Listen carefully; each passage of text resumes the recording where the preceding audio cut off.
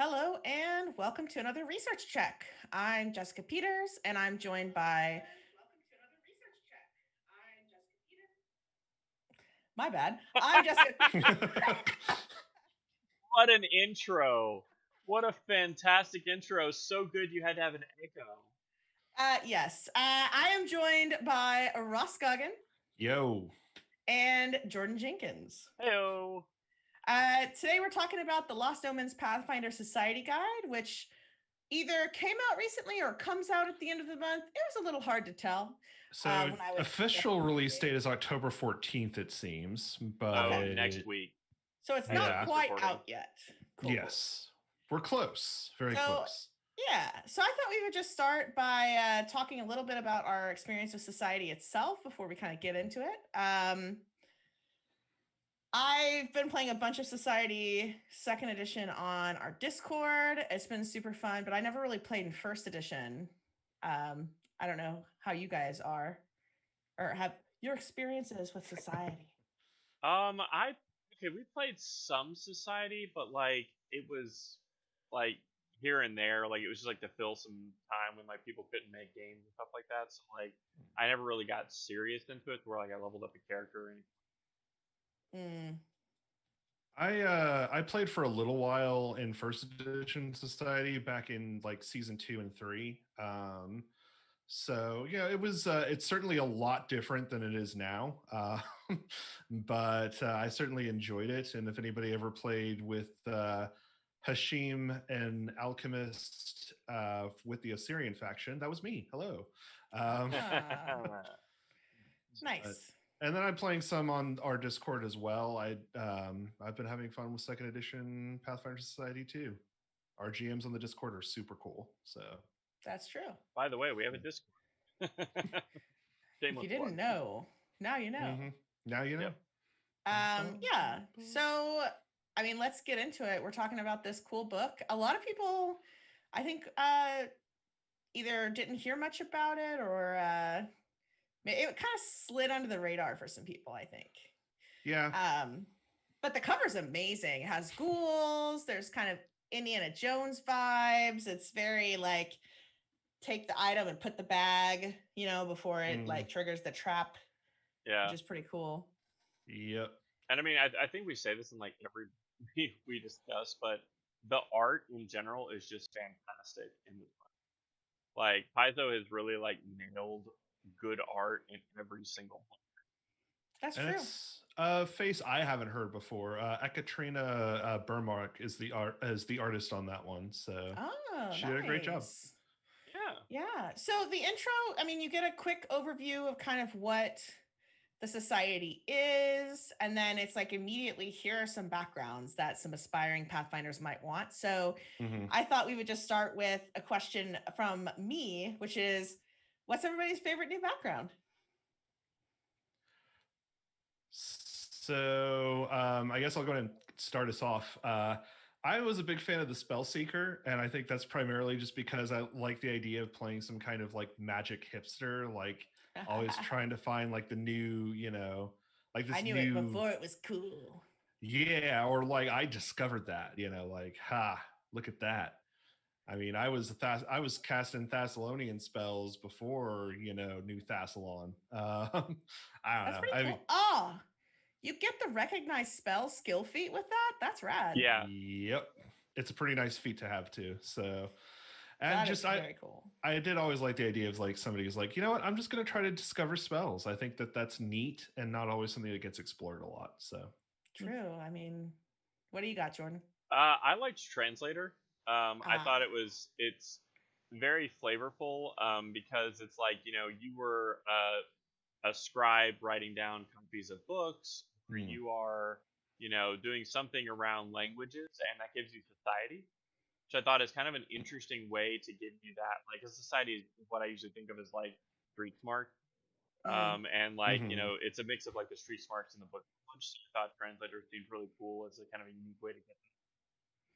Yeah, I mean, you stole mine. I was going to say Translator, but that's mostly because I just really like the multilingual feat. I like having a lot of languages. It comes in so handy. All of our characters are language monkeys. edition, so it well, fits really well. Not all of mine, but it is somebody in the group needs to be, because you're always going to run into all sorts of strange things. Yeah. My current Pathfinder Society character knows 5 languages, so he's doing pretty good. Are you playing somebody smart? He's a bard, but he does have the multilingual feat from his background. So okay, nice. Yeah, the emissary background. So it's like, hey, okay. Also, to call out art, yeah, to call out art on the chapter 1. It's my favorite piece of the 2-page art because it is Ezran like looking around, like he's got this like I'm too old for this look on his face. He's like reading the runes on the wall. Yeah, but it's like captured perfectly where he's just like a little frustrated, and behind him is this Yug, or not Yug, sneaking up behind him, and Fumbus just casually tossing a grenade into its mouth. It's funny because I saw that piece of art and I was like, that's Ross's favorite piece of art, and this I can guarantee it. Oh yeah, no, I love it. I just so many legs too. I love mimics. Oh yeah. It's so gnarly looking, man. Yeah, that's true.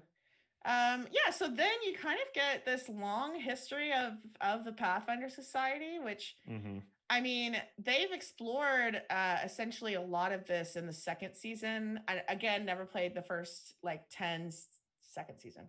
I never played the first 10 years of first edition, but the second edition, season 1, there's several scenarios where you go in and like learn about like Karina Knapsener and others. So it's kind of cool. Well, I think I was just going to say, I think one of the reasons why they've emphasized that in the scenarios is that a lot of that lore was in some of the like Secret of Secrets and the Pathfinder Society Field Guide from first edition. But if you didn't have those, like they were optional books, so you didn't necessarily get a lot of that lore. And I think it's cool that they're putting that into society play. But it's also really cool to have it all centralized here. Yeah, I mean, it was the first time I'd ever seen it all kind of brought together, and like I had never realized, I never asked like who founded the Pathfinder Society. Like I guess that was a question I ever looked at the lore of, and so getting to see the original founding and getting really good details of like who was there and what are the big names, and they had actually one of the sidebars is actually a full like year by year breakdown of what the timeline, the society and the timeline. So I thought that was really cool. Also, I liked that they actually weave in what you did in the first 10 seasons. So they make mention of, I think, pretty much all of the seasons did at least a sentence. Like the meta plot, basically, so you have an overall idea of kind of what happened in the first edition Pathfinder Society. Especially if you kind of dipped your toe out like I did. Exactly. Cool, bye. And then they talk a lot about the Chronicles, which I thought the coolest thing about the Pathfinder Society was that they printed these Chronicles. They're kind of fun little ways to like talk in meta about the goings on of the society, because technically those are out there and people could have read them. So if you're in game, you can like reference them. So it's kind of fun. Yeah. The interesting thing about them is I thought they were way more common than they actually are according to the book. I thought they like published every year. But there's only been 39 volumes published in 400 years. Yeah.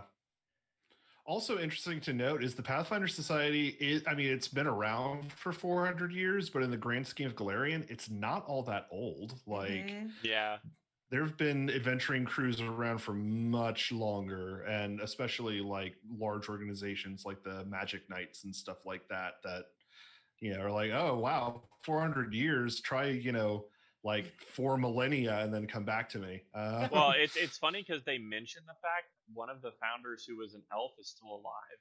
Yeah, because they've recently gone and found her, or she was getting it for some reason. Well, so like yeah. But it's like interesting that somebody who founded this organization that feels like it's been around for like forever is still alive. So it's kind of it kind of puts in perspective just like how little time is actually. It's true. Absolutely. I mean, and then you get to hear about all the relationships with other organizations, like the Aspis Consortium and Red Mantis Assassins, even the Whispering Ways in here. I wonder why that is. Yeah. No reason. Yeah, it was for those of you that missed it, it was a really big thing for the final season of first edition Pathfinder Society. Obviously, that's, been a little bit now, but yeah. It was a big battle with the tyrant. It was kind of a big deal. It was a little bit. Kind of a send-off for first edition where all the Pathfinders. So. Yeah. Well, you always got to be rebuilding. They did that with Starfinder Society the first season. Yeah. Let's rebuild the society. And the first season of second edition Pathfinder, let's rebuild the society. So it's got similar vibes.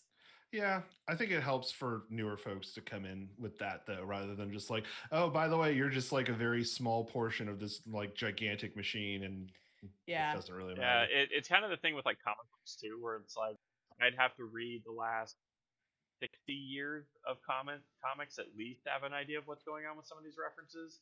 And it's like, every now and then they just reboot it, and it's like, okay, this is a new version of Iron Man.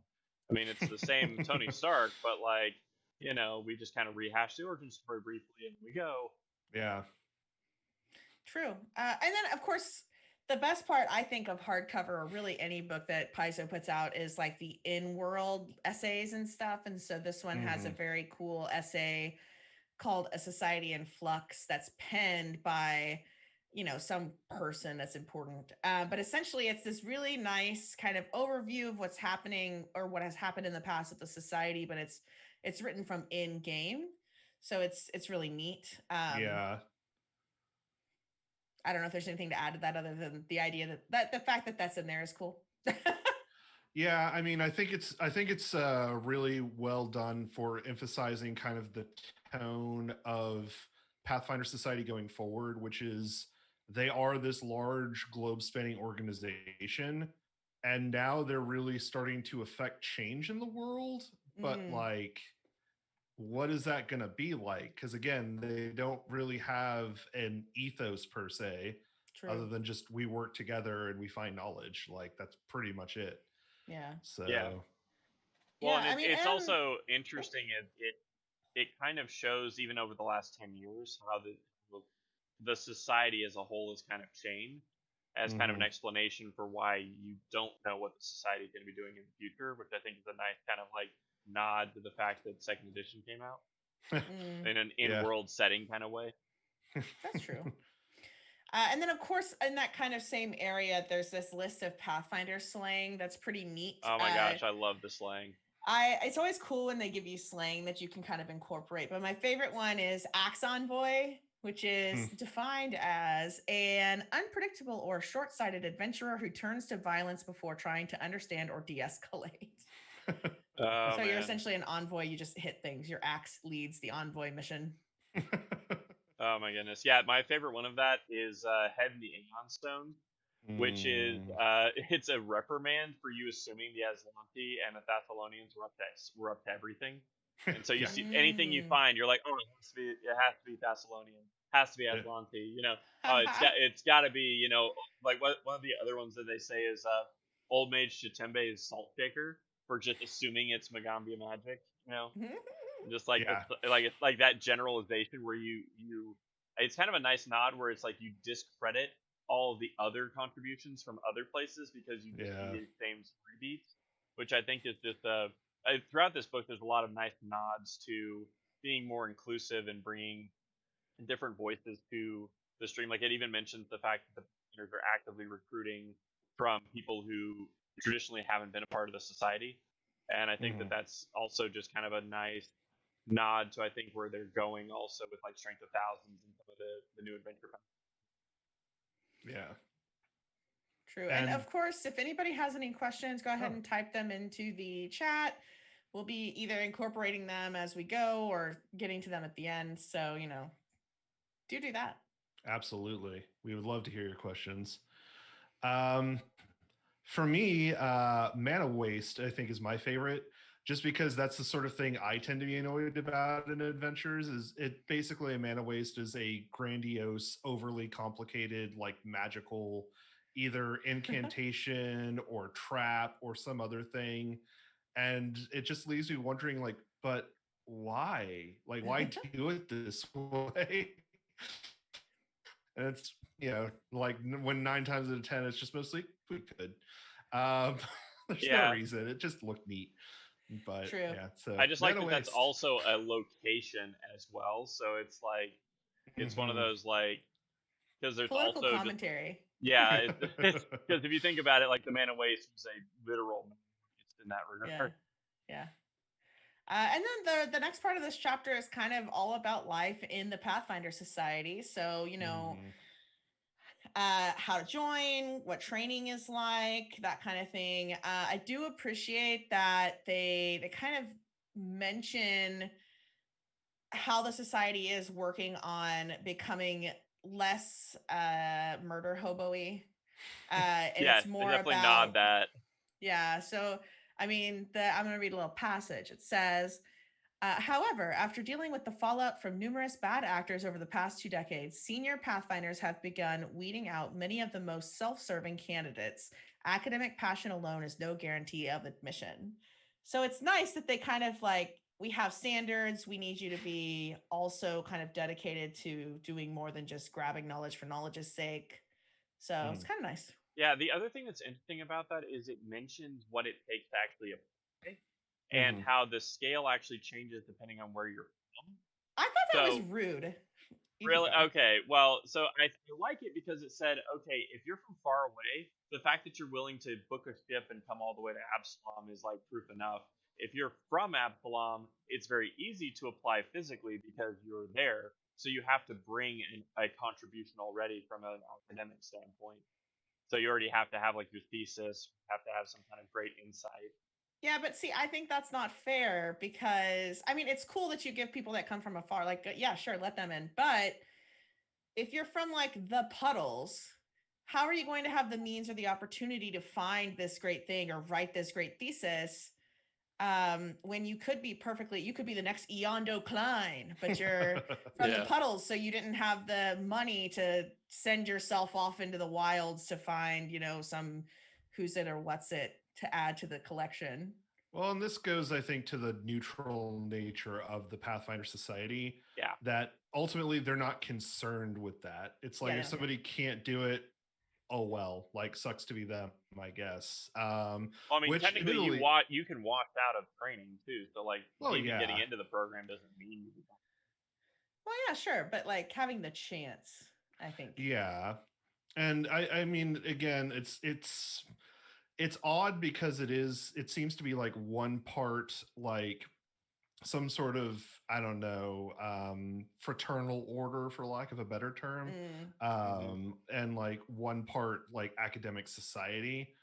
So I it's very odd to see those like things sort of go against each other. Like it's like charging tuition almost or something like that.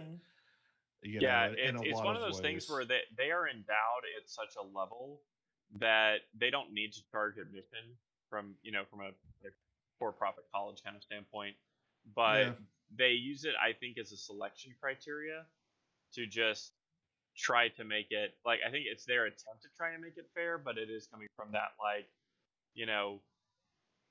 I think kind of generalized hands-off approach that kind of the Decemberate has, where it's like, we're just going to put this out there and just kind of see how it goes, so we know the next version is going to change the admission criteria.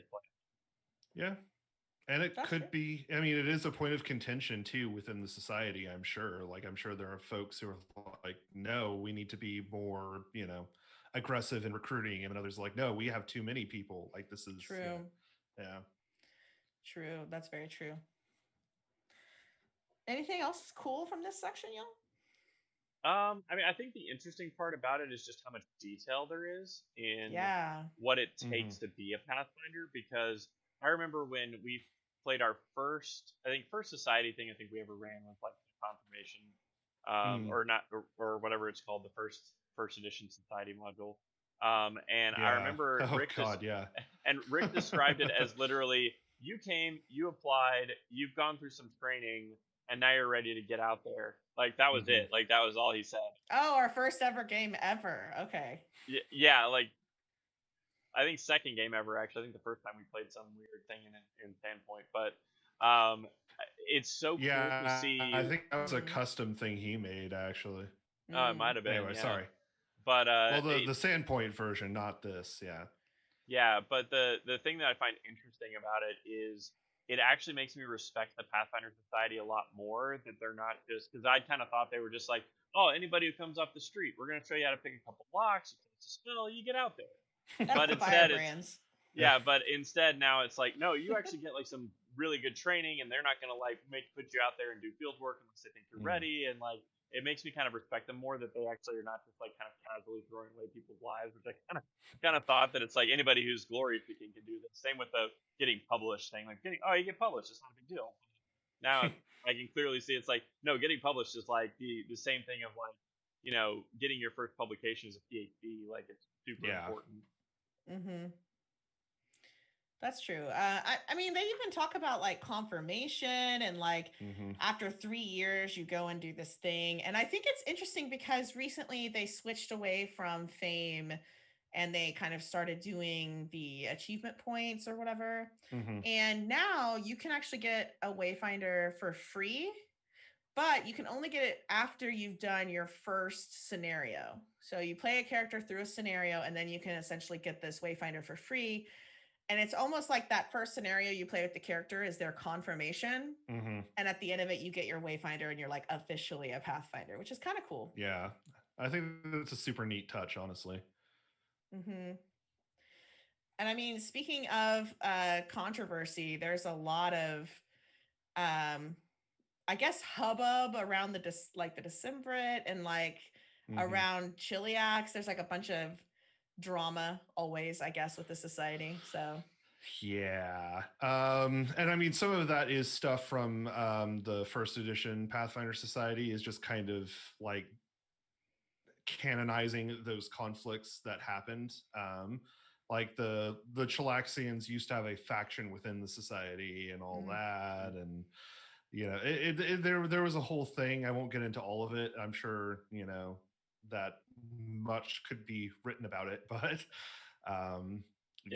well, I mean, Chiliax no longer allows there to be a Pathfinder. Like they shut it down, so there's probably also a little bit of bad blood of, but you shut down our lodge, so dang it.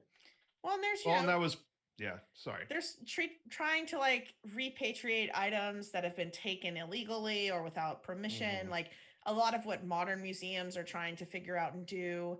But with this added, like, Chiliax, you're too unstable for us to send your artifacts back. Yeah. Well, and plus the Chilaxian artifacts from, over 100 years ago aren't really the same, or valued the same by their current society, because there was a whole Thrune thing. The whole Thrune thing. The Thrune thing. That whole thing, Gosh, I need a t-shirt now that just says it's a Thrune. It's a Thrune thing. Well, anything else in this chapter you want to highlight, or we'll move on? I don't think I had anything else. I mean, there's a cool piece of art of like a Pathfinder in a wheelchair that's rad. There's a lot of like very inclusive and diverse art in this book that's very cool. Yeah. Oh yeah, the art in this book's fantastic. A lot of different characters, all different walks of life, which of course is what the society is at the end of the day. Yeah, right, I really appreciate that they have I think it's a dwarf woman who is just like Arnold Schwarzenegger jacked. Oh, yeah. And I was just like, dude, nice. I'm gonna play a building dwarf. Sounds awesome. With her clan dagger and everything. Yeah. So cool. She just like, she doesn't need any other gear. Like she has no other gear. She just has this one clan dagger and her muscles. And I really like that. It's like, let's go. Yeah. All right, so let's move on to the factions. So somebody on the Discord was wondering if all the factions were in here, and they are. Including all the ones that are no longer technically recognized. Yeah, they mentioned kind of the older factions. They get a little previous factions, I guess they're called. Yeah. And Verdant Wheel and Radiant Oath get essentially a paragraph because they're kind of minor factions. Yeah. Even though the Verdant Wheel should certainly have like 3 pages or whatever, but that's fine. Everybody loves our Arwal's the best. But yeah, all of the factions are in here. I don't know if we want to run through them all, but they're here. I mean, yeah, the factions, the faction descripts aren't going to be radically different from what little bits you get from looking at like Paizo's website when you're looking at the organized play area. But it does give some additional details and some neat, like cool, just more details about like the leaders of each faction and just kind of like things that the faction does. And items. On some, and some some items that you can get. Yeah, items specific to that faction. So speaking of items, what are the cool items in this chapter? So keeping in mind that Radiant Oath and Verdant Wheel don't get items because they're just little paragraphs. All the other ones do. What are some favorite items? Okay, I'm gonna go with one of the ones I thought was really funny. So Grand Archive, which is they're more of the preservation kind of group. If you aren't familiar with Society, they're like super librarians, really. Yeah, pretty much like librarians just willing to get like Indiana Jones level librarians. But I like this. They have something called a Boulderhead Bunk, which is an alcoholic beverage. But it says the brew packs a heavy punch. While it's officially discouraged from drinking on the job, it does make the drinker more self-assured and protects them from conditions that would addle their mental faculties. For 1 hour, you gain a +1 item bonus on saving throws against effects that would make you stunned or stupefied. However, you also become less aware of your surroundings, taking 2 item penalty to perception for an hour. And I love that one of the items they mentioned is just, you can have a drink. I mean, I like the stiletto pen because I just love like the pen is mightier than the sword. Especially when the pen also is a stiletto dagger that you it's a dart. It's actually a dart. It has a throw range on it. That's also from Grand Archive. It's rad. The item I went with is probably, it's less, I think, directly cool, but I guess practical. And it's from the Vigilant Seal faction, which are very practical souls. And it's the Psychic Warding Bracelet. So it's it's this bracelet that's just kind of a variety of different strands that you kind of tie together. And then it gives you a bonus on a saving throw against some form of like mental effect. But the cool thing about it is a consumable item. So after you make your saving throw, it, like falls off. But the cool thing is, even if you fail your saving throw, you still get to know that, hey, this person was affected by some sort of mental effect because their bracelet just went off. Yeah. Right. That's helpful. Exactly. So you can just be like, uh-oh. You all right there, friend? Yeah, I'm fine. Oh, he's not fine. He's not Definitely fine not at all. Yeah. Someone in the chat asks, or says, I guess, I missed the faction goals. Did they take those out to keep players from having potentially competing interests? So this book specifically doesn't really talk about that much. I'm not familiar enough. You get a sense of like the guiding principles, which have replaced the faction goals. I think one of the issues is, yes, some of those faction goals put you at odds with other people at your table, which is not a great way to facilitate cooperative gaming. But they also sometimes put you at odds with the society. They were weird, those, and they're one more thing to track and keep up with. And I feel like I don't really miss them. I actually prefer we're all on the same page, but like I have kind of, if I'm part of Vigilant Seal, I know that ultimately, like, I want to protect, contain, and destroy undead and bad things to help people. Yeah. I mean, I think, I think it was an idea that was really interesting. And I think it's just difficult to adjudicate. And that's probably why they nixed it. Because, again, there are so many situations where it's like, I mean, they weren't cooperating, but then again, their character really did have to do this for their factions. So how do I, like, they weren't really playing it wrong, but it did cause issues. Yeah. I mean, I prefer everybody just having the same goals. I mean, that's why I like in Starfinder Society, they don't have that. So everybody gets the same success conditions and is penalized and rewarded appropriately based on how the entire group worked, instead of it being like, oh well, you're in this faction, so you get to have the bonus, nobody else. makes it feel kind of weird.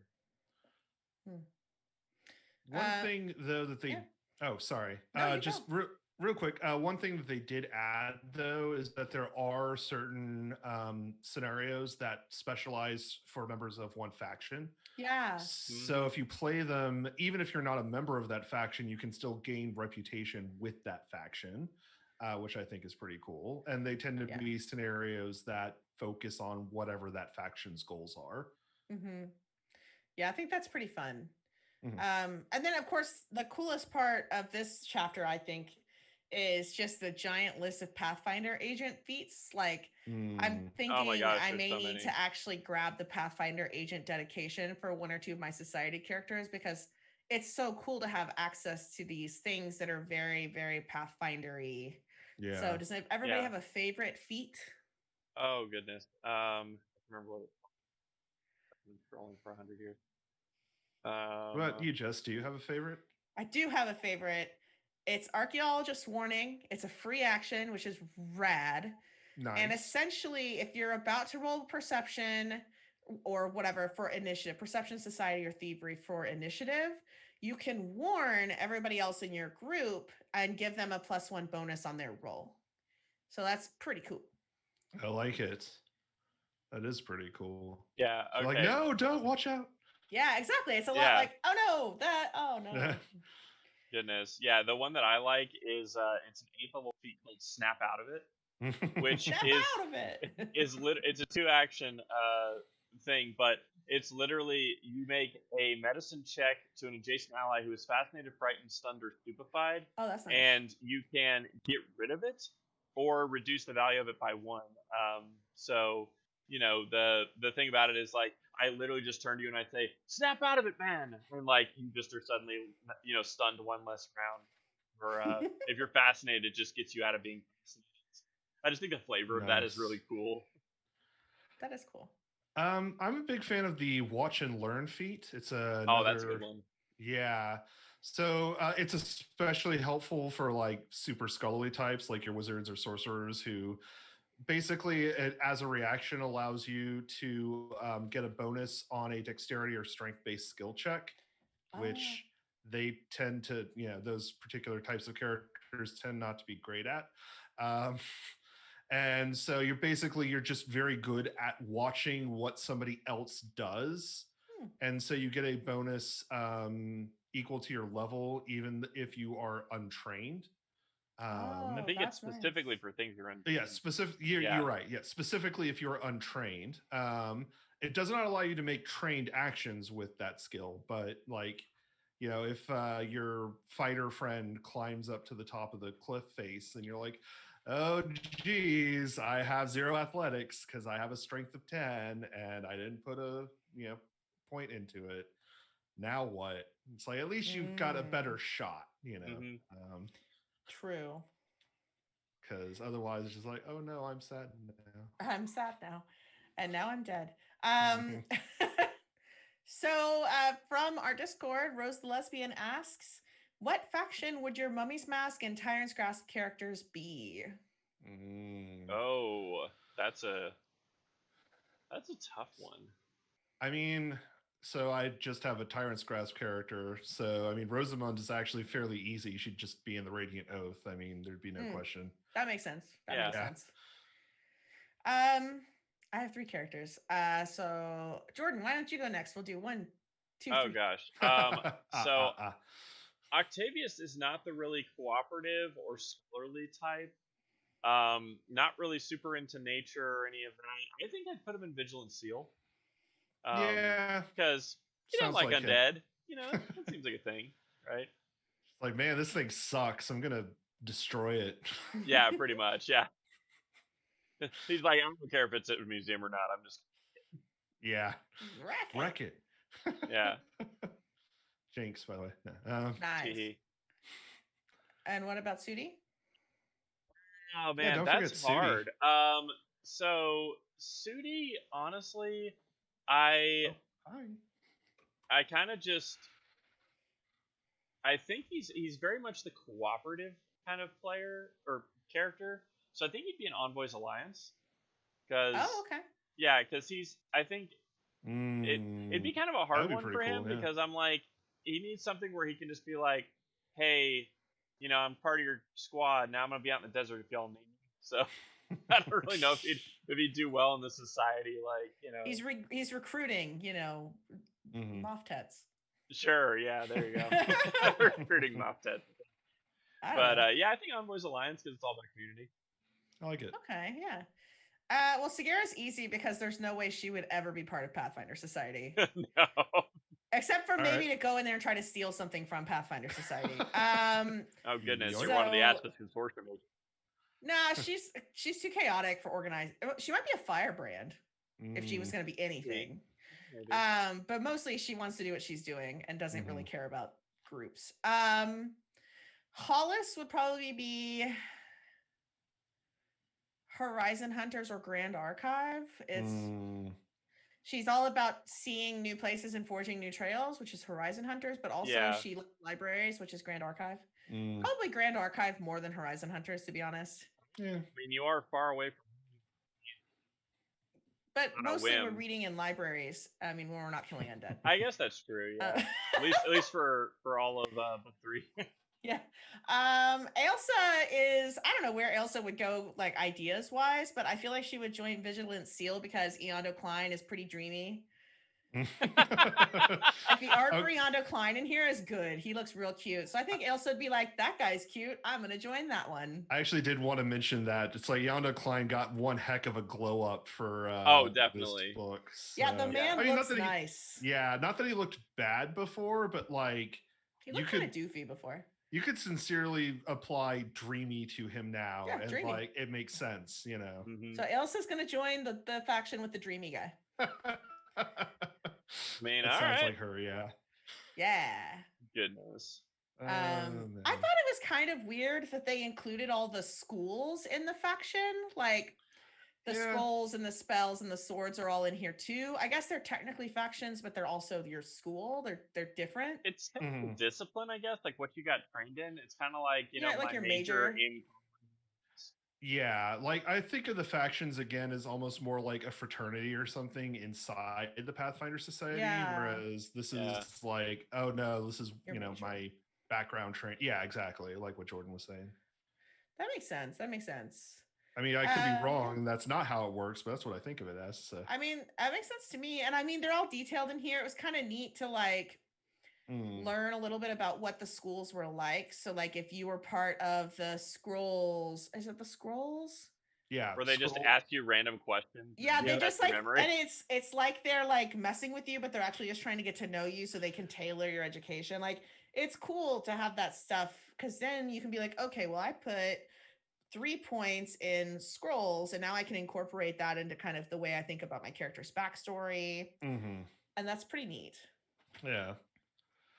So, and I mean, that's the thing too, is that you really get to know all of the various instructors as well as like the faction leaders, which is pretty cool. Because they're very interesting characters overall. Yeah, it also gives you like feats that are more tailored to one play style over another. So if you're like, I'm gonna be a fighter, then you can go to swords and you can find some feats that are just tailored more towards fighting than you are book learning, if that's not really your thing. Yeah. Well, and essentially, like, let's say that you took the Spellmaster archetype from the character guide. Well, here's some more Spellmaster feats in case the one you wanted even more to choose from. So, like, it's kind of cool.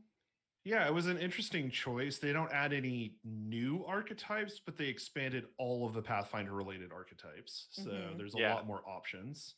It gets a little more, like, tempting to play a Pathfinder agent. Absolutely. Yeah. Speaking of school feats, anybody have a favorite of those? I can tell you my favorite. My favorite is from the scrolls. So Scrollmaster feat. Essentially, it's called foolproof instructions. Foolproof instructions. You are so confident in how well you can explain your scrolls that you can explain what's on a scroll to an ally, and then they can cast the spell. Nice. Yeah, that's a good one. That is a good one. I'm gonna pick. I don't know how useful this one would be, but I just thought it was really cool. Familiar form. So you need a spellmaster dedication for this, but you use your magic to transform into a small That creature. is a cool one. Of a type that's commonly a familiar. Like a cat, bat, rat, that kind of stuff. I don't know why I just made those all rhyme, but because you wanted to. But it does allow you to safely scout for your party while retaining a degree of casting ability. And it gives you a focus spell for that, and also gives you an extra focus point in your pool. Yeah, but I just thought it's really funny that it gives you a little bit of a druid power, because it's just kind of like, I'm the wizard, but occasionally I can turn into a hawk. Yeah, I'm really into my familiars. Now I'm a raven. Yeah. So again, I tend to be ever the practical soul. I just really like quick stow, just because I love it. Oh, nice. I just love anything that allows me to avoid oops moments of like, all right, well now I need to draw my bow and I left it back there when I switched to my Citra needs this feat. Sword. Yeah. No, that is a underutilized ability to just not have to have 3 of everything, because it's just like, well, I toss this on the ground to get something else. I gotta toss this on the ground to get Yeah. True. I'm just slowly disarming myself over the battle. Yeah, oh no. You get a hireling, and the hireling picks up your weapons and brings them to you. Oh my gosh, it's the golf caddy hireling. Yeah. Yes, you just have... So your broadsword, the number 2 broadsword. You have a squire. Gracious. I love it. And then I guess this chapter kind of ends with the Decemvirate and others of note. So it's got, lots of familiar faces, lots of venture captains.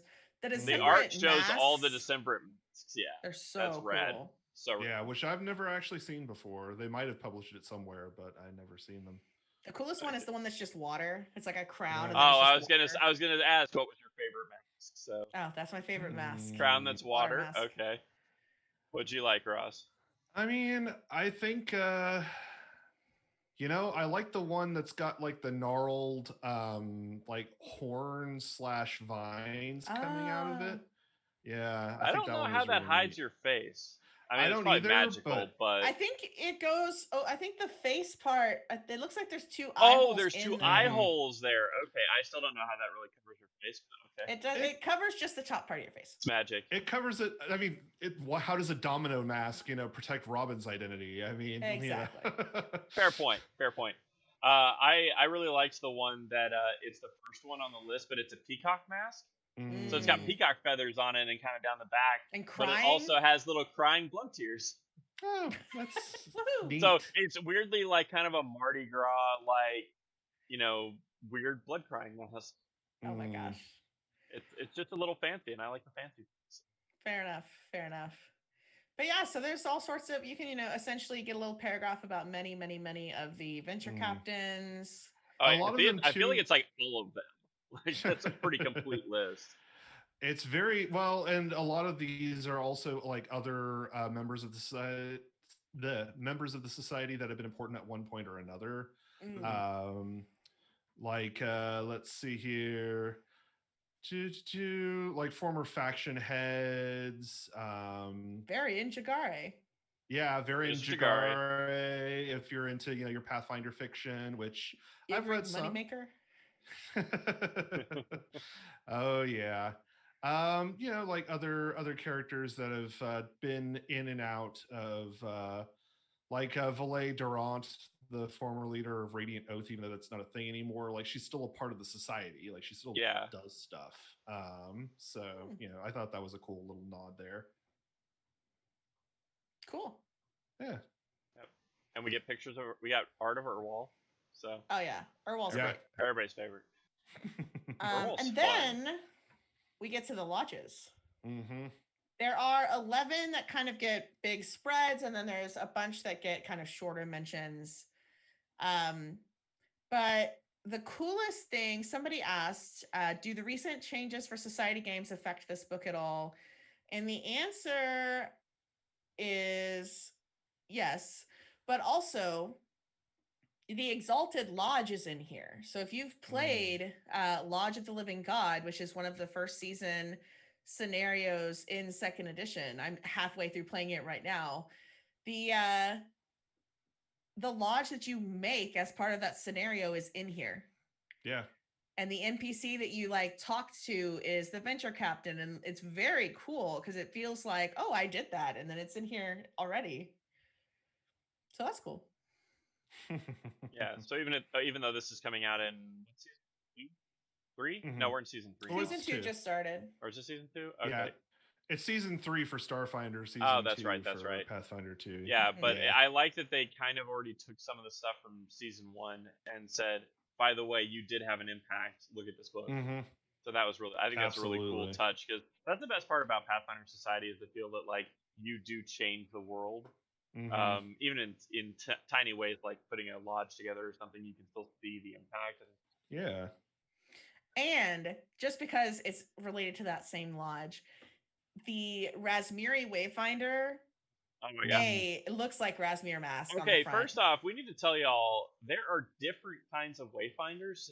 So many Wayfinders. So many Wayfinders. Yeah. Like, they're specific for certain things. They give you new abilities. They're super cool.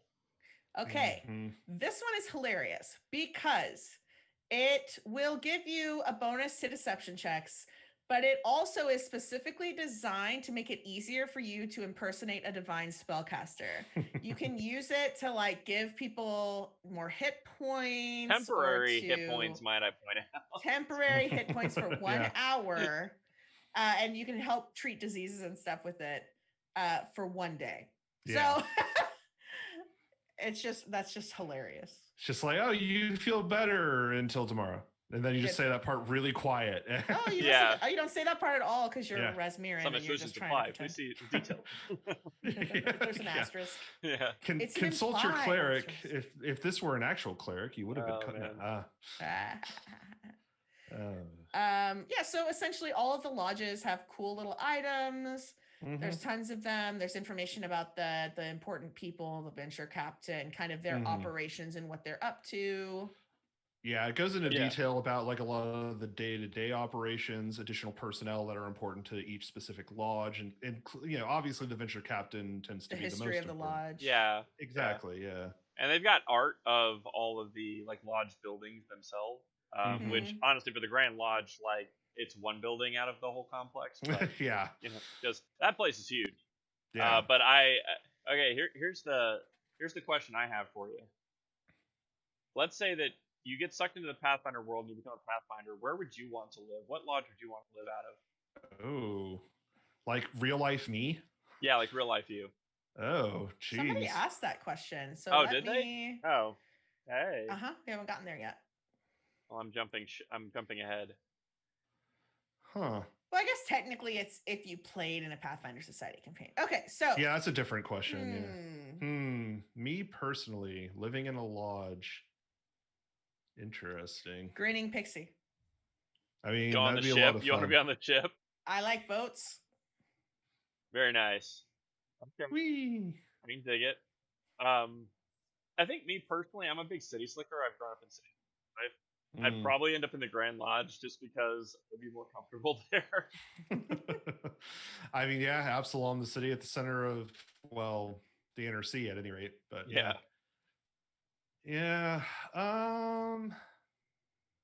Geez, it's really a tough choice. There's so many good ones. They're all good. Like, there's no bad option on this.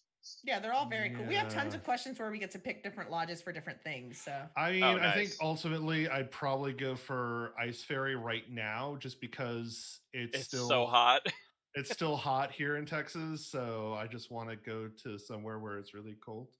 Yeah, that's fair. I was definitely like, I'm staying away from there. I hate being cold. So I'm not going to Ice Fairy. It's my least favorite one. So each of the lodges comes with an item, and the one that Hydemark Manor has is so neat. It reminds me of the cloak, but it's like robe of useful items or whatever. And it's essentially a pack that contains common mundane gear, each item worth no more than 1 gold piece. So essentially you can just find it in here, and that is pretty cool. I like the fact that it's basically like you can find any of these items that you need, but once you've done the 8 gold stuff, it's suddenly empty. So you have to keep track of how much gold you put out of. Well, and there's a greater one that's more expensive that can do gear up to 5 gold each. which is cool. Yeah. Which is pretty intense. You can get like daggers with that, Yeah. But I mean, it's always nice to just be able to go, oh, right. I don't have replacement picks for my thieves tool. Oh, wait. Yes, I do. Oh, wait. Let me look at my bag. Oh, pittance. Yeah. Oh, I knew I packed those somewhere. Yeah. All right. Let's see. So from Good Couch, the question is, what is everyone's favorite venture captain? Or who is everyone's favorite venture captain? My favorite so far is Biersig Torsen. He is the adventure captain of the Ice Fairy Lodge. I mean, it's a bit shameless because if you have listened to some of our Pathfinder Society intro audio we did a while back, I actually voiced him. But I don't know, he's a really cool guy. Like he's this, he's a warrior, but primarily he's a scholar. He's got a dog who's awesome. I love his dog. He's actually deaf and speaks primarily, like he can speak just fine, but he also does a lot of like sign language and stuff like that, which is really cool. He like developed the Pathfinder sign language into like a full on like sign language. Which by the way, we didn't mention it back a couple of chapters ago, but they canonicized the fact that Pathfinders have a hand cant. So there are hand signals and things that you can do either one-handed or two-handed, depending on your complexity, and that all Pathfinders get training in at least some of it. So you can actually become fluent in it if you want to be able to say complex sentences and things like that. Like our good friend Biersig. Yeah. So that's really cool. Mine is Urwal because it's Urwal. Yeah. Urwal best. Let me just read you. Actually, no. Urwal's amazing because Urwal isn't even really a Pathfinder. He just showed up and started fixing their records, and they didn't know what to do with him, and so he kind of just he just gets a field commission, but he didn't accept it. They made him a venture captain. He didn't really accept that either. He's just around, like he's the best. I love. He leads the Verdant Wheel, which is also amazing, and the Blooming Catastrophe, which is the only adventure I think that he's been venture captain for so far. Is very cool. Nice. Yeah, so on the society intros, like Ross was mentioning, I voiced Urwal, and I always like when it's just like weird, kind of like he's got kind of like a hippie vibe, but he just knows things. Like one of those guys who just is really deep. So I think that's really cool. But I always like the weird people. Just like in Starfinder, my favorite venture captain is Zigbigix, little Ziggy. Yeah, love of music. So. I like Urwal too. I think Urwal's my favorite. All right. And then from Hopkins, what is your favorite Pathfinder Lodge and why is it the Grinning Pixie? It is the Grinning Pixie. the Grinning Pixie. Well, no, my favorite's not the Grinning Pixie. Ross, what's your favorite? So I was torn on this because, like I said, a lot of them are really cool. I ultimately settled on Hyde March Manor just because, A, I like Varisha, B, I like Magnamar, specifically within Varisha. And I think it's a very just nice and pleasant one compared to a lot of the others that tend to be in more like inhospitable areas or just the really, busy, I guess, just constant motion that is the Grand Lodge. So I don't know. It's just like Hyde March Manor seemed like the kind of place you could like go find a big stuffed chair, sit down, and just write some stuff or read history books or whatever. So yeah. It is a hard pick. I like all the lodges. It's a really minor detail, but I'm gonna pick the Farseer Tower in Katapesh. I think it's first off, Katapesh just has like a thing deep in my heart that I love because of playing Legacy of the Dragon my first adventure. But I appreciate the fact that they're in a country that allows slavery and it lists their enemies as slavers. And also their assets and services includes mental health counseling, which I was just like, that's so nice. So, it's like a public service that they offer. So I like the Farseer Tower. Also, it's just a really cool like spiral built tower. It's a TARDIS building. It's bigger on the inside. Yeah, and it's bigger on the inside than it is on. So I think the aesthetic of it looks really cool. It does some great sort of community kind of stuff. So I think that's gonna be my favorite. My favorite comes out of the Lodge Roundup and only gets about a paragraph, but it's the Vadavani Lodge that's in Ustalov. It's in Kalifas. It's also known as the Haven Guard Asylum, because it's also, of course, a place that treats mental illnesses. Yeah. And it's kind of where the lodge that used to be in Vigil ended up. Like Evnie Zongnas used to be the venture captain, I think, in Vigil, and then or not Vigil, but somewhere in Last Wall. And then she is now the venture captain here, and the doctor that used to be the venture captain kind of went back to just being a doctor. So I think it's just cool. I mean, Usalov's always fun. I wouldn't want to live there, but it's very cool. Yeah.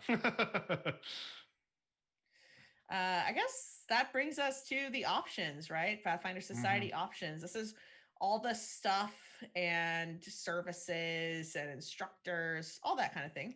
It's also the last chapter. Yeah, it's the last section of the book, but yeah, it's got some cool stuff in there. Very cool. I mean, for one, the familiar satchel is back, y'all. So now you can get a familiar satchel to put your chickens in. They do have a whole bunch of new mundane gear, or just updated mundane gear for second edition. Like, you know, the aforementioned satchel, which I think is good. A lot of folks, I'm sure, were missing that. So here, personally, I just am a big fan of the depth gauge from a perspective of I really should have thought of doing that beforehand, and I don't know why I didn't. And yeah, it's like it's a string that's been painted at certain places. Like, it's really not super like high tech, but it's like, oh yeah, helpful. Instead of throwing a penny and guessing. Yeah. Well, how long does it take for it to go? True. Yeah, I mean, there is a lot of cool stuff. I am always a fan of the grappling arrow and grappling bolt. There's just something satisfying about the idea of, like, you shoot an arrow and then you climb up this rope. Like, it just feels very cool. You're Batman.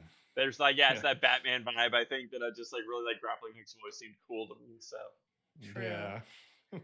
I also think, like, so the other part of gear is like services, but it's interesting that one of the services that Pathfinder Society kind of allows you to use is a fixer. Like, well, okay, they do quantify it's not fixer in the mob mentality of like, I know, but like you called it a fixer. But they did call it a fixer, which is like you're the local guide to help people fixer their problems, like fixing problems with bureaucracy, maybe, or something like that. But, like, the terminology, I immediately was like, wait, did you like mob cleanup? They're trying to clean up their act. Yeah, they just need to clean up the terminology. True. And then, of course, you can hire a researcher, and there's some cool magic items. Spectacles of Understanding are back too. Those have been updated for second edition. Oh yeah. Which I love them in first edition, so I'm glad to see them again. Very helpful, just to be like, oh, I wish I could read this. Oh, I can. Bing. Oh wait, yeah. Magical. I have glasses. Anyway. Glasses, awesome. Everyone should have glasses. I guess. Say that with 2 out of 3 of us wearing glasses. The other thing that's really cool is this idea of instructors. So there's this whole section that has things that you can learn because the society has all these great contacts. There's essentially there's different monk styles. There's different essentially perilous larceny is in here. There's different training feats that you can pick up that you get access to because you're part of the society. So that's pretty cool. And they're kind of exotic. Like they kind of, the way that they kind of define them, and some of them actually have a lot of prerequisites, is it's like if you went to a special seminar to get training on this specific thing.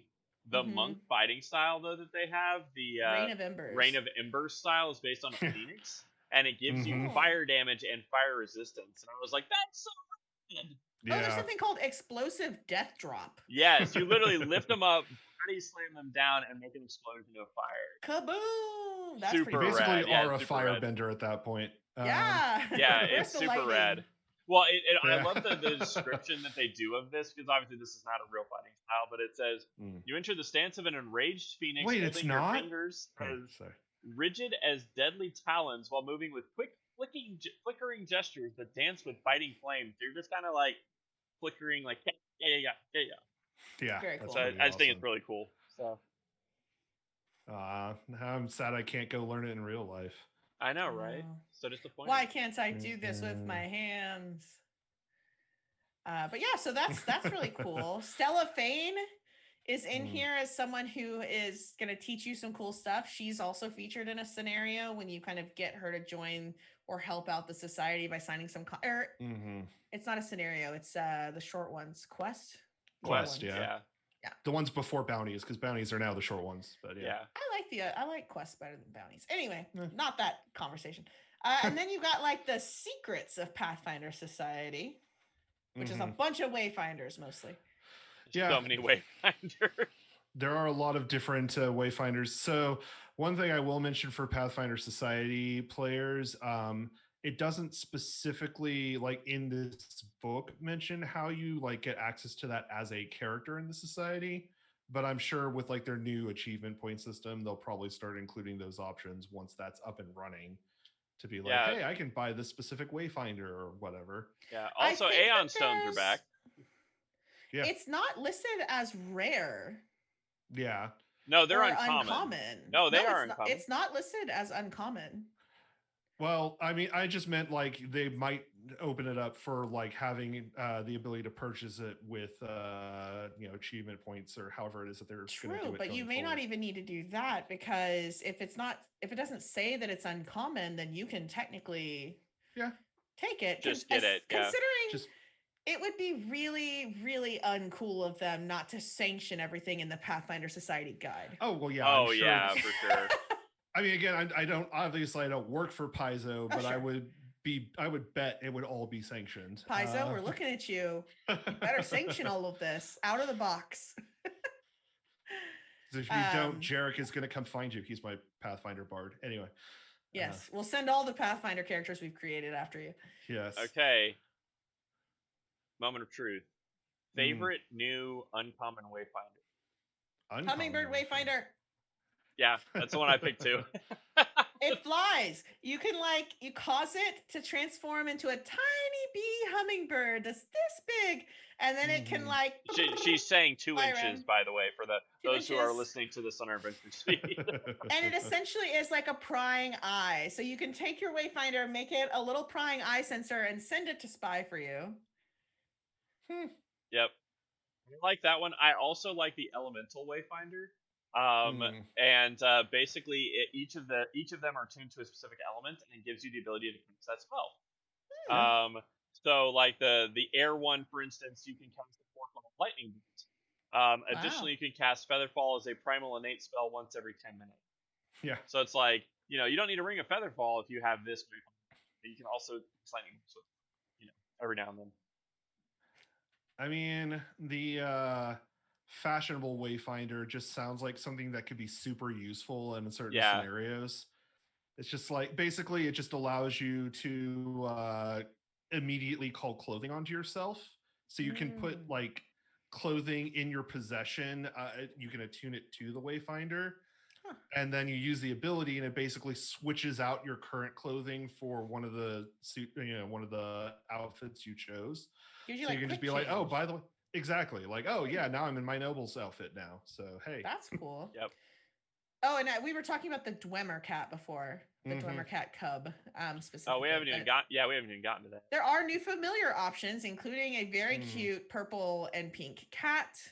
They are amazing. Word and a calligraphy worm, which is also very cute. And let us also not forget, poppets are back, y'all.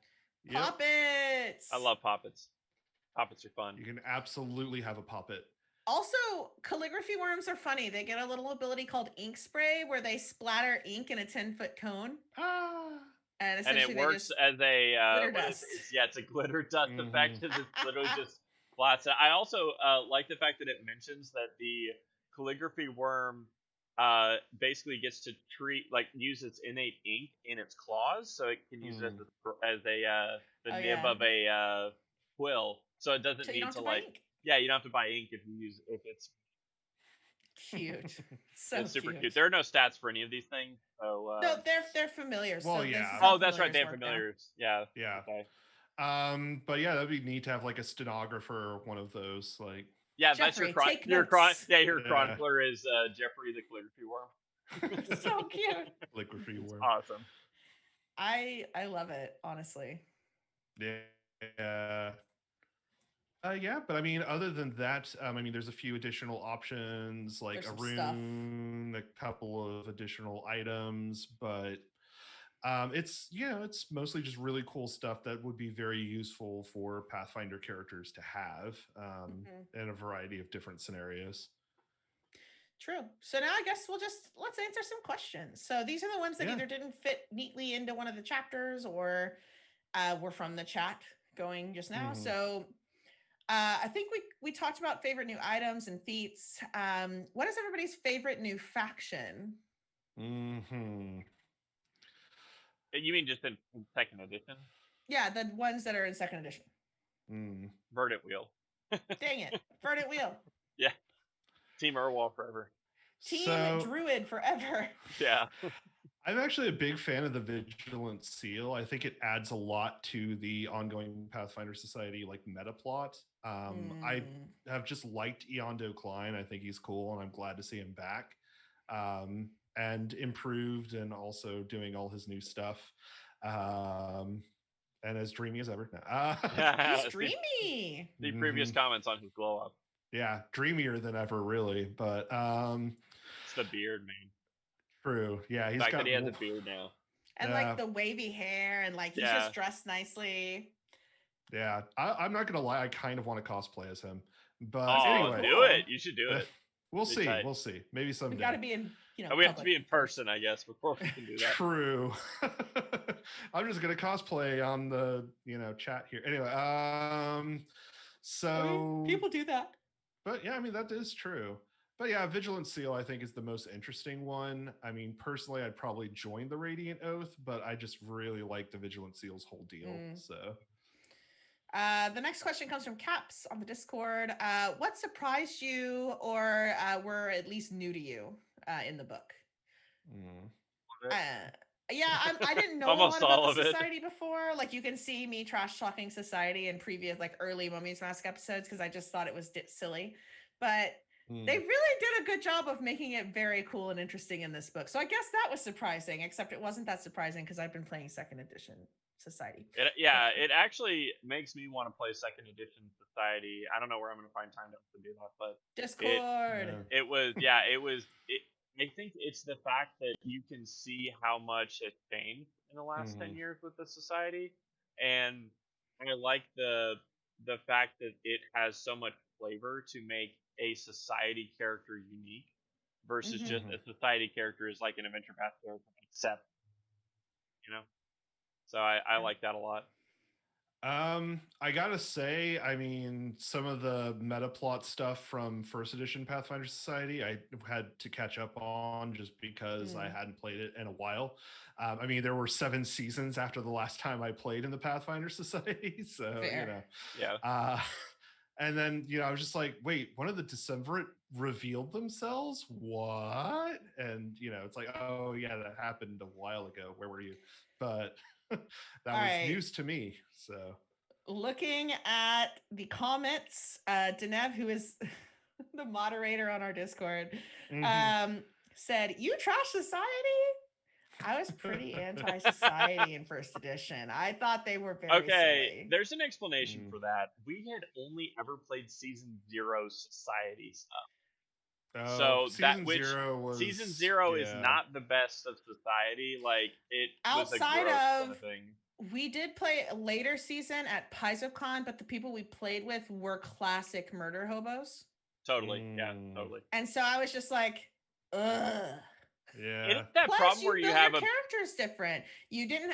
I was used to playing with Adventure Path like 25 point buy, but I had to do 20 for Society, and like I didn't have access to as much stuff. Like, so like there were reasons.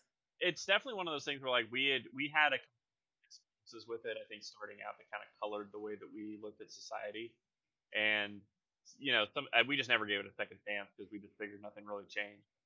obviously I love Society now. I run Society games on our Discord and play in like 30,000 of them. So. I was gonna say, literally we're sitting watching a show and Jess is sitting on her phone or her computer. She is typing up Discord responses of like play-by-post Society games. I'm fighting all the time. I threw a bunch of javelins blindly at a mushroom recently, and it was wild. Huh. It was not fun because being like darkness and not having dark vision sucks. Yeah, it does. Also, half-orcs don't have dark vision anymore, and I'm mad about it. Okay, end of rant. Well, it's a feat now. I know, but I didn't take it. Yeah. Well, that's on you. I forgot. Okay, so let's get back to the actual questions. Also, last thing on that is also from Denev. The Reign of Embers monk style is from a quest in season 1. Oh, really? So they actually incorporated that into this book, so you have access to it, which is cool. Oh, that's really cool. Yeah. Okay, that's even cooler that they're introducing things in these adventures, and then they become something you can just learn how to do. Like, that's really, really cool. Like, that's super compelling.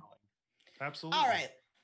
Good King Hadrian, he asks, if you played in a Pathfinder Society campaign, what lodge would you want to make your home base, and what faction would you join if you were a Pathfinder?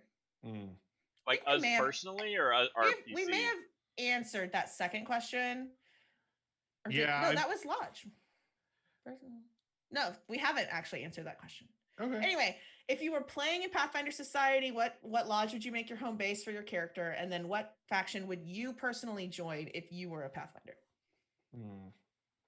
So for me, I'd probably again go for the Ice Fairy Lodge, but part of that is because I really want to have like a Lenoran King's adventure path at some point.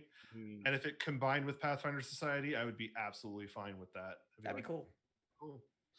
As far as what faction I would join, I'd probably ultimately go Radiant Oath, but I would probably consider Vigilant Seal for a while. So yeah, you could do both technically. I mean, you can build reputation. Yeah, there's nothing that stops you from doing both, but you'd still have to probably pick a primary. And so I guess first it would be Radiant Oath, and then where do you stay when you go to the Grand Lodge? Yeah. That's a tough one for me. I pulled a Rachel and picked like 3. I'm 4. I picked 4. I've already forgotten the name of it, but the lodge that's in Nex. Oh, the Nexus House. The Nexus House, of course. There's an adventure. There's a scenario that starts there. I think it's the first 2nd edition scenario. Oh, hey. Not because I particularly like Nex, although Nex I think is probably a pretty cool place. I've always wanted a mana waste adventure path, so it could be close to the mana waste, so I could do some trekking into there and then have a base in there, where it's a little less magical storm. All right, I have too many. Because I couldn't decide. The Lantern Lodge is so cool. Because which Lantern Lodge though? Make it extra hard for. Make it hard for you. The Lantern Lodge gets to count as one lodge, okay? Kind of. Probably. I mean, let's be fair. Kind of. But that one's really neat. The first 2nd edition scenario I ever ran as a GM was out of the Lantern Lodge. Farseer Tower is cool because I also have vision issues, and having extra magic glasses around would be really rad. The Grinning Pixie because boat, we've already talked about that. Boat, ocean. And I would, 100% join Verdant Wheel, like no questions. Yeah. Pretty one track that way.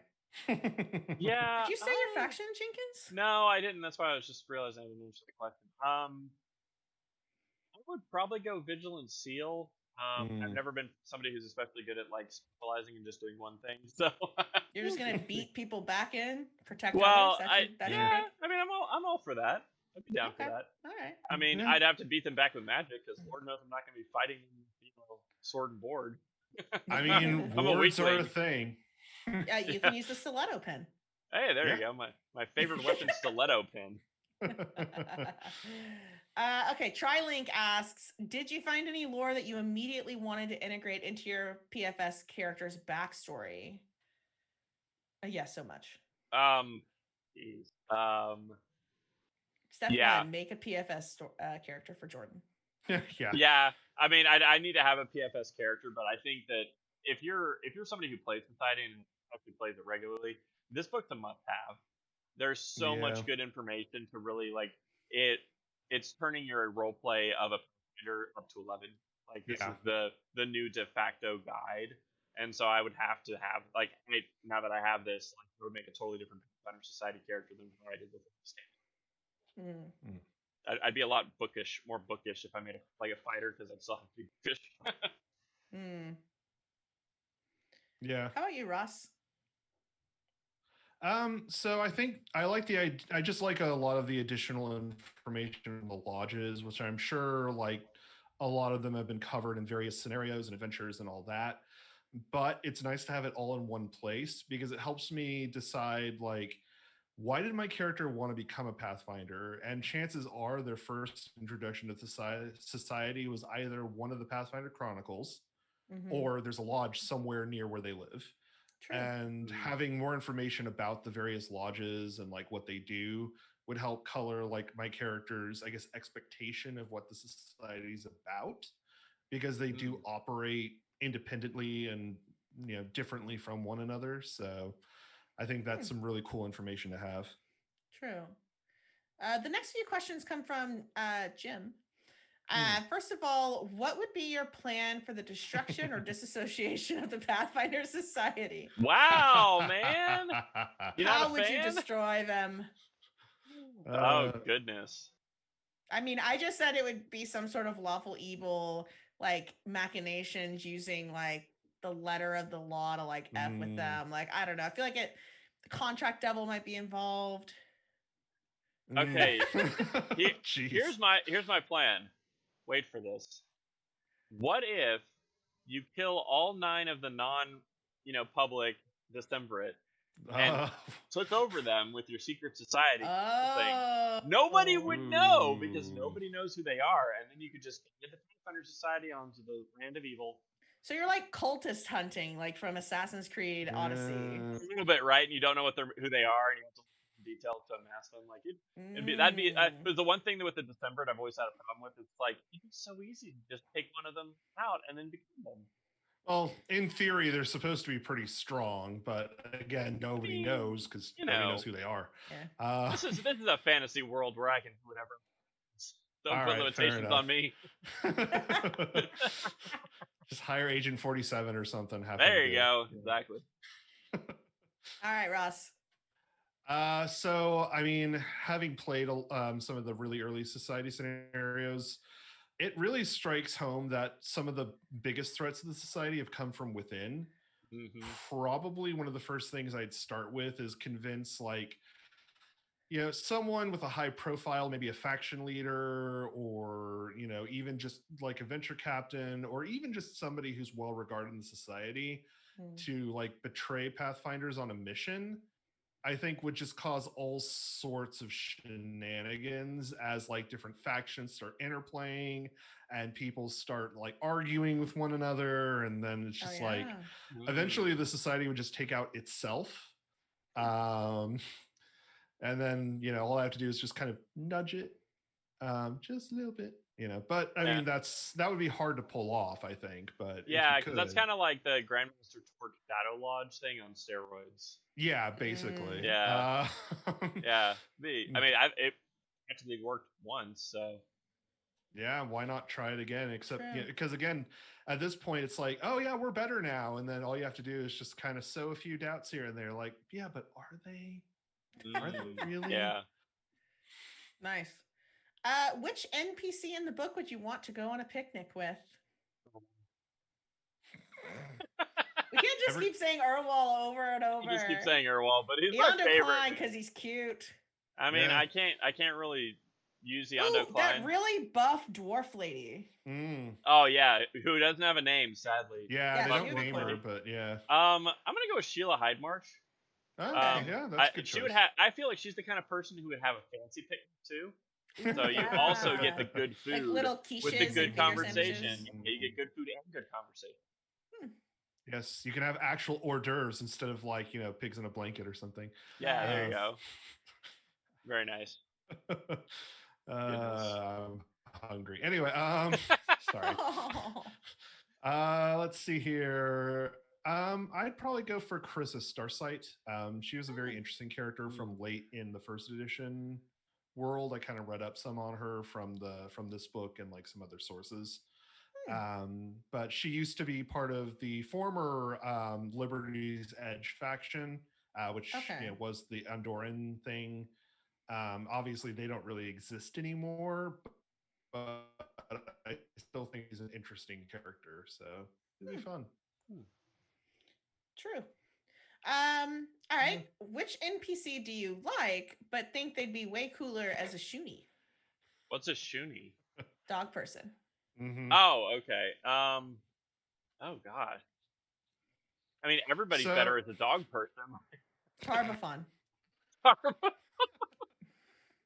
But then he has to be a skeletal dog, and it's all sad. That's hilarious. It makes me it would be hilarious, yeah. Oh man. So I went with Marcos Farabellis just because, like, I don't know, he has this sort of like just boisterous loyalty guy thing going on. So I feel like it would really work well as a shoonie. But you know, he's a fun guy too. Oh gosh, that is such a hard pick because, like I said, everybody's better as a dog person. Dog person. Okay, this is a little weird. Amara Lee. What? Because, okay. She could be a sheep. There you go. She could be a sheepdog person, and it would be amazing. I love Nikita. Nikita, yeah, either one. Yeah, either one would be really cool. But I love sheep, so there you go. Yeah, they're very cute. Told you that was a weird one. Yeah, not as weird as Tarbafon. I don't know. I mean, I guess. Narsen, because it'd be hilarious if like the Rasmussen priest venture captain was also a dog. They'd have to make a special mask. Oh, you wouldn't need a special mask. It's sad. All right. Are there any lodges or pathfinders mentioned in 1E that you were hoping or were happy got covered and expanded on in 2E? I don't really have anything for this. I like that Yondo Klein is back. That's one of those, like, he was a big thing in first edition, and it's good to see that he made the kind of the fight with the Whispering Tyrant. He made it through that. Because he's always been. It's interesting because he actually appears in Adventure Path. Yeah, he does. You know, seeing somebody who's been in an Adventure Path for somebody who's not in society, and then getting to see them like again, it's like, okay, cool. There's some good, continuity. Like, not all Pathfinders die in early death. They just get lost in the Darklands. Darklands, yes. Either live long enough. No, Darklands. You get lost in the Darklands. Yeah. I keep doing that. I've played too much D&D. Anyway. Darklands? I don't know. No, that's ingrained in my brain too. Is under. Yeah. So I have the same problem. Let's see here. I think. I mean, this would be a little tricky because I'm sure that Varian Jagari is going to have more novels at some point. But I was still hoping to have a little bit more than like a paragraph on him. Yeah. Because, I mean, he's kind of a big deal. Good old Uncle Varian. Yeah. I mean, he's also Jagari. Yeah, true. Which literally every adventure he's in Where is the Jagari book? I just want a book of Jagaris. The Jagari Adventure Path. It's an NPC codex, but it's just Jagaris. We have a special place for the Jagari family in our hearts. Here Paizo, if you ever run out of ideas, own the Jagari genealogy. That would be that'd be great. Oh man. But I would also, he has this thing, which if you've read the books, you probably already know about, called rifle spells, which are like chat books that he like flips to cast his spells. Because like incantations make him like feel nauseated. It's just like a weird magical quirk he has. So he came up with this as a way to cast spells without actually having to say anything. But I think it's a really neat like spell system, and I'd like to see a treatment of it in 2E because they've actually made rules for it in 1E. That would be cool. Oh, that'd be cool. It feels like it's like silent spell, like you're just casting everything with silence. But it is similar. The rules were a little bit more complicated in first edition, but yeah, there's definitely some similarities there. Yeah, because I mean, you could get away with it by just being like, okay, instead of the verbal component, you sub in, an extra somatic component. Yeah, like you have to make 2 manipulate actions or something. Yeah. And I don't know. Yeah. Let's see. The next question comes from Tilted Axis. What's your favorite new archetype? There aren't really archetypes. There aren't any new archetypes. There's just a lot of cool feats. Yeah. Yeah. Though they expanded all of the Pathfinder related archetypes with additional feats. So if there's any Pathfinder archetype you were considering, there's new options for you. Yep. And then Luis Loza asks, which in-world organization would you like to get similar treatment in the LO line? I.e., what organization needs its own book? That's a good question. That's a challenge, actually. I mean, I know Heather would say Hell Knights. Definitely, yeah. I mean, realistically, the Hell Knights are probably one of the more important factions in Golarion, so I definitely see that as like probably an eventuality if they make more books on organizations. Yeah, especially if there's any new orders or anything. I'm not up on my Hell Knight lore to really know. I feel like the Aspis would not be a good choice. I just don't know if I would be interested enough in all those. It's harder to have player options for them too. Yeah, exactly. So I'd like a book that's like, I can't think of any druid organizations, but there are some, and I think it would be cool to have like a book of druid organizations and how to join them and like they're impacted, like the group of druids that fights Tree Razor and that sort of thing. Like I feel like there's definitely some druid societies that would be neat to have a book on. Speaking as a person who feels like there's just not enough druid options. You're just angling for more druid options. Yeah, always, yes. Okay, well, I've come up with 2. Okay. And I think the 2 I'd be most interested in seeing, the Eagle Knights, I think could make an interesting set of books. Especially again if like they start playing a more prominent role in the meta plot. And then the Red Mantis Assassins actually I think would be really interesting. Yeah. Just because they featured so prominently in so many adventure paths, I think it would be neat to have like, a roundup of them and what they do. Oh, the Esoteric Order would be cool. Oh, the Palatine. Oh, that would be good. I was thinking like mercenaries / free companies would be interesting because you could have that. It could be lots of different regional ones. You could get unique like, fighting styles, weapons, spells. I mean, you could do it. It would give a lot of player options. I'm not sure how the lore would really. You could do a lot of like regional stuff. Like arcane schools or secret societies would be cool too, but I don't think there's enough like for any one of them that would make like a full book. Like the Arcaneum or the Magambia kind of stuff. Yeah, or like the different schools. The one in Corvosa, who I've forgotten. Yeah. The one it does all the conjuration or whatever. Yeah, it's gonna bother me now because like I've run Curse of the Crimson Throne. It's not. No, it's not the Arcanum. No, it's not the Arcanum. That's an Absalom. Yeah. Academy, that's it. Oh, Academy. Yeah, okay, there we go. Yeah. I have a soft spot for the Academy. I mean, it's like a terrible place to learn stuff because you're always going to be killed by imps or something, but hey, there's pseudo dragons there, so that's pretty fun. It's true. Yep. There are also pseudo dragons, and it's an interesting school like that's come out of all that. All right, let's grab some questions off of the Twitch. So we've got quite a few. This is a random question. How do you feel about the fact that Paizo removed short stories from the back of APs? It's kind of a throwback question. I never read them, so I don't really have an opinion. As a DM, I didn't either. Honestly, you understand the things for them, but the problem was I'm very time crunched, and so as a time crunch DM, that was the first thing I stopped reading.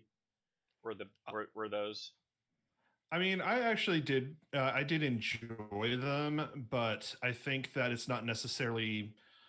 It helped get somebody used to like a game world or a plot idea or whatever was central to that particular adventure path.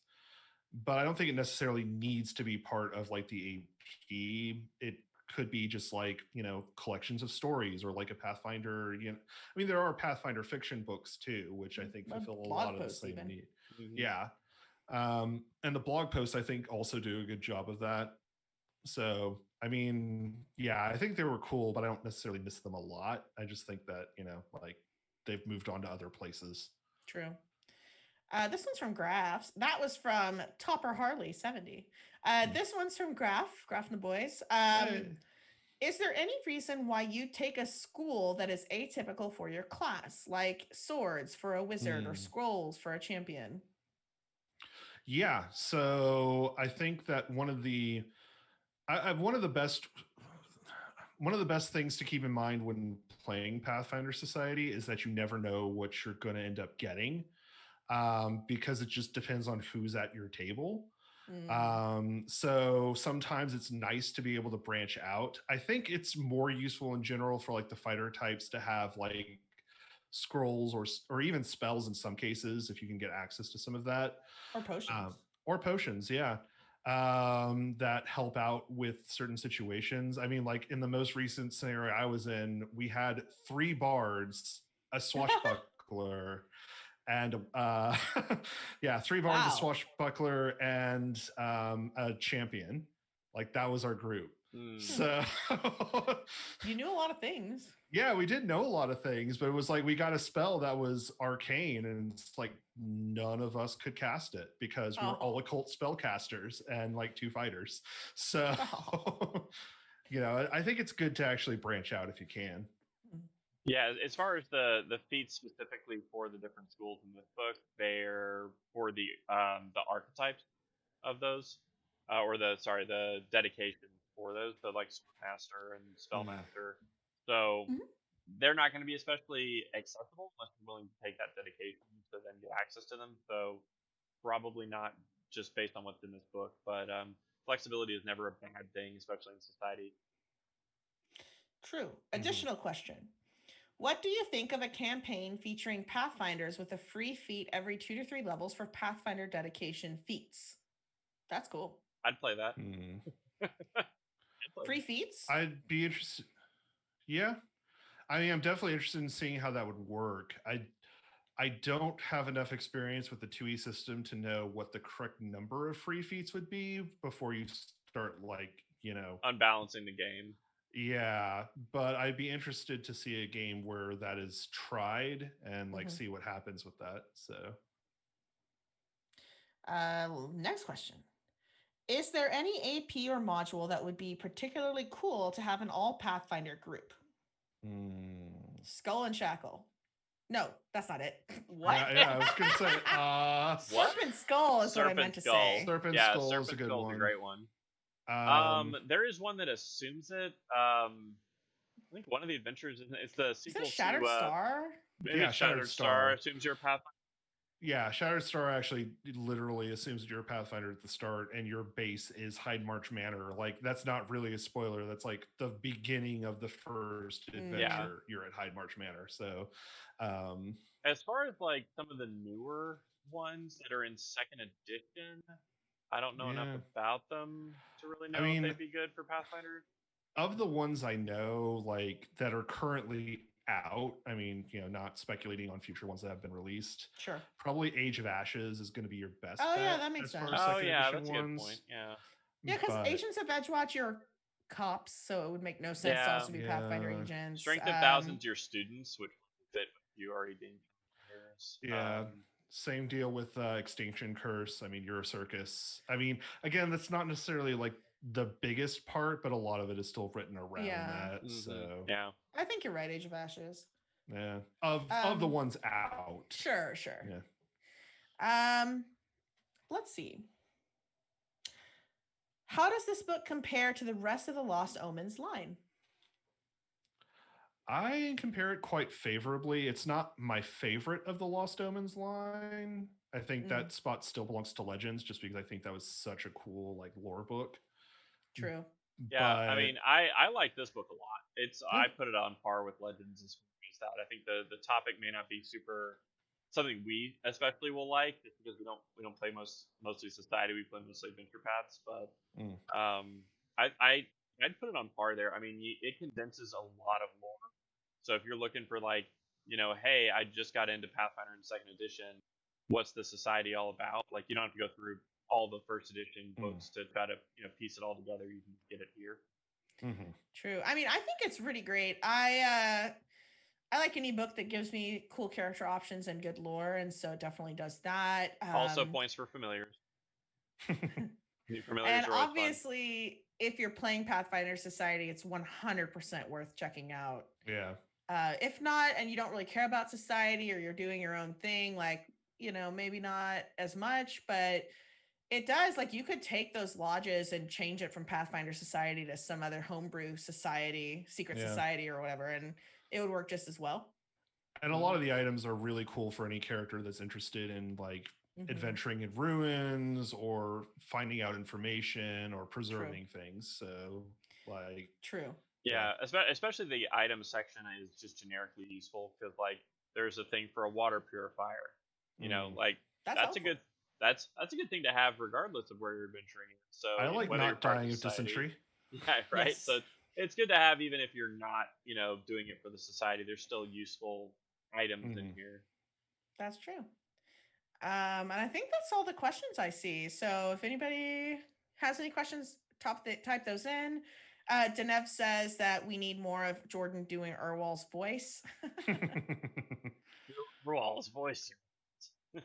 Like Yoda, he kind of thinks. Far away visions I have of what your adventure will be, but tell you. Oh my gosh. Now we started that. I love Urwal so much. Yeah. Because I also voice Ziggy on the ones we did. You just do the weird voices. I do all the weird voices because I like doing weird voices. True. All right. Well, I don't see any other questions, so I guess that is going to be it for us here at Find the Path. Hopefully this was helpful.